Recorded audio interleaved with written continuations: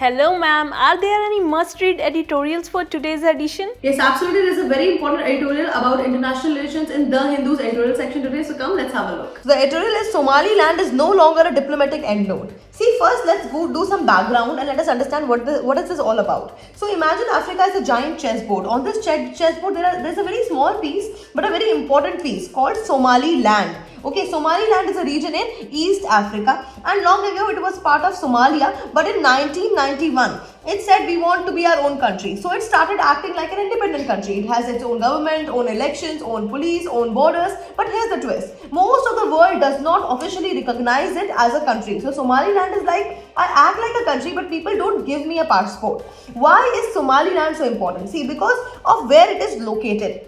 It lies near the Red Sea, one of the most important sea routes in the world. Ships carry oil, food, electronics, trade routes pass through this narrow area between Africa and Middle East. And the route connects Asia, Europe and Africa. So controlling or influencing this area is huge power. Now what does Israel exactly do? In December 2025, Israel officially recognized Somaliland as its own independent sovereign state. Okay, and this was a big surprise. Why? Because Israel wants more friends in Africa, more security near Red Sea, a way to watch and counter enemies like Iran and its allies. Somaliland gives Israel a strategic position near the sea route. So Israel says, if I support you, you support me. Now, why is China so worried? What is China's dilemma? See, China already has ports, military bases, trade routes nearby in Africa, especially in Djibouti near the Somaliland. But China's big dream is Belt and Road Initiative, BRI, connecting China to the world by sea and land routes. If Israel gets stronger near the Red Sea, it can disturb China's shipping, threaten China's investment, increase Western US plus Israel's influence.